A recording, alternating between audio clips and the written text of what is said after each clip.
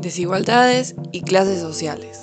En la mayoría de las sociedades existen sistemas de división y estratificación social que ubican a unas determinadas categorías de personas por encima de otras y que determinan situaciones diferentes de prestigio, poder y riqueza. La clasificación social es un sistema por el que una sociedad clasifica a los grupos de una persona de una manera jerárquica. En todas las sociedades hay 5 principios básicos de estratificación o desigualdad social.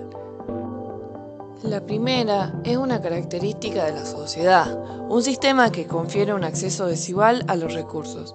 Ni los ricos ni los pobres han creado la estratificación social, aunque este sistema modele las vidas de todos ellos. La segunda persiste a través de las generaciones. En todas las sociedades, los padres legan su posición social a sus hijos, de modo que las pautas de desigualdad permanecen inalteradas de generación en generación. La movilidad social puede ser hacia arriba o hacia abajo, en la jerarquía de posiciones sociales. La tercera es universal pero variable. Puede encontrarse en todas las sociedades, aunque lo que es desigual varía de una sociedad a otra. Entre los miembros de las sociedades tecnológicamente simples, la diferenciación social puede ser mínima y estar basada en la edad y el sexo. La cuarta hace referencia no solo a las desigualdades, sino también a las creencias. Los sociólogos han introducido términos tales como ideología o hegemonía para referirse a esas creencias. Y por último, la quinta, identidades compartidas que ubican a las personas en categorías sociales diferentes. Las formas de estratificación social y los procesos de esclavitud. La esclavitud es una forma de estratificación social en la cual unas personas son propiedad de otras. Transforma a los seres humanos en mercancías que pueden comprar y venderse. Las formas en que la esclavitud ha tenido lugar han sido altamente variables. Los derechos legales y la autonomía de los esclavos varían. En la Atenas clásica, los esclavos podían ocupar posiciones de gran responsabilidad, incluso aunque fueran propiedad de sus señores. Pero los esclavos que trabajaban construyendo pirámides, excavando minas o plantaciones, eran tratados con absoluta falta de humanidad. La esclavitud moderna. Aunque la esclavitud ya no existe en sus formas clásicas, todavía persiste en una gran variedad de formas en muchas partes del mundo. El científico social Kevin Bates sugiere que la esclavitud tradicional y la moderna difieren. Según este autor, la principal diferencia es que la esclavitud moderna ya no implica la propiedad formal de los esclavos, sino la pura violencia directa sobre las personas condenadas a la explotación económica. Se estima que actualmente hay en el mundo alrededor de 27 millones de esclavos. Entre estos se incluyen casos de trabajo forzado, donde los gobiernos reclutan trabajadores a la fuerza. Esto a menudo incluye niños que son forzados a dejar sus hogares para trabajar para otras personas en condiciones inhumanas. Esclavitud por deudas, en que las personas trabajan para saldar una deuda que de otra forma jamás podrían pagar y que incluso a veces se hereda de generación en generación. Prostitución, donde las mujeres y niños se desplazan de sus países de origen con la esperanza de obtener un trabajo digno, aunque al final de su trayecto se convierte en pieza de una cadena humana de tráfico sexual de la cual es muy difícil escapar. El matrimonio servil, en que las mujeres son vendidas en matrimonio sin darle opción a negarse de ello. Normalmente, los esclavos modernos se encuentran en los grupos más débiles de la sociedad, entre ellos las mujeres y niños. En todos los casos, es un sistema cerrado de estratificación que impide a quien lo sufre toda la esperanza de cambiar su vida. En tanto, podemos decir que el sistema de estamento viene de la antigüedad del feudalismo y cómo eso se fue repitiendo a lo largo del tiempo, porque si bien se dividía la nobleza, el clero, el campesinato, y que no ascendían porque la nobleza que manejaban lo tenían como esclavos. Después tenemos el clero, que era intocable, que ellos participaban en política, en la educación, y así era la sociedad. Vos no podías crecer ni ascender porque la lógica que tenían era, si vos naciste campesino, vas a morir así. Y cómo eso después se fue aboliendo a medida que pasan los siglos, pero en algunas partes se siguió con ese tema de la casta, que siempre son relacionados a la familia, que nos referimos a alguien cerrado, que no asciende y que es para unos pocos, y que cuando están en el poder defienden sus privilegios. Y lo vemos hoy en día, que existen castas que buscan relacionarse entre ellos, y ahí es donde existen las clases sociales y la desigualdad.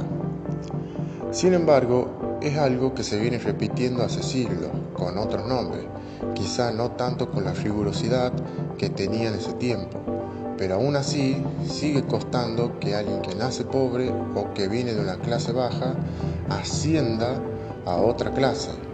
Es muy difícil porque hay mucha desigualdad, no hay una buena educación y no hay verdaderas oportunidades, no se consigue trabajo y así sucesivamente. Entonces, si bien cambia, no existe el nombre de estamento o no se habla tanto de casta, sino que se habla de clases sociales, de esa división y no es tan riguroso. No es como en ese momento, como por ejemplo, vos naciste acá, morís acá, sino que hay casos excepcionales, pero es muy difícil de por sí, ya que no hay oportunidades laborales de estudio para que alguien crezca.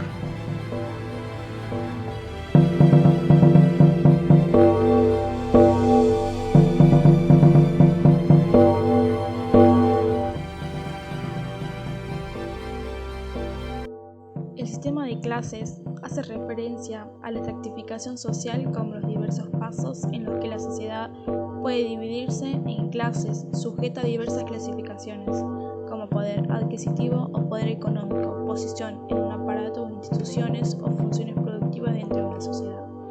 La vida agraria se basa en la disciplina proporcionada por los sistemas de castas y las sociedades industriales. A su vez, dependiendo del desarrollo de la especialización, la industrialización reemplazó el sistema de castas, lo cual fue causada por la distribución desigual de la riqueza, el poder y el estatus, en contraste con la clase, la herencia y la servidumbre.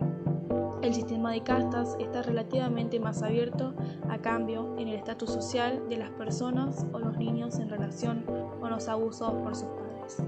El sistema de clases es más abierto porque la educación, los títulos o las certificaciones profesionales permiten la movilidad en la comunidad.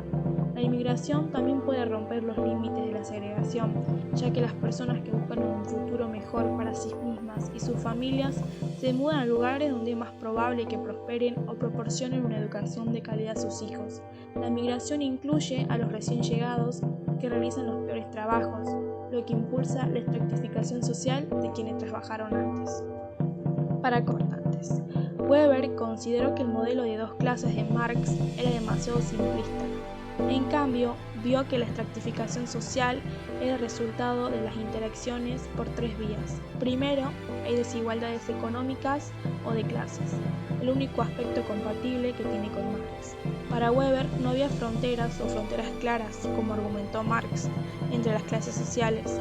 Weber creía que el prestigio era la medida de la posición social que debía considerarse. Weber llama la atención sobre la importancia del poder como tercer aspecto de la jerarquía social. En la jerarquía socioeconómica, Marx estima que la reputación social y del poder es el resultado de la postura económica. Pero Weber no estaba de acuerdo con eso y pensó que en las sociedades avanzadas necesitaban un apoyo no solo de la fuerza económica de los sujetos, sino también el prestigio y las capacidades de influir en la política.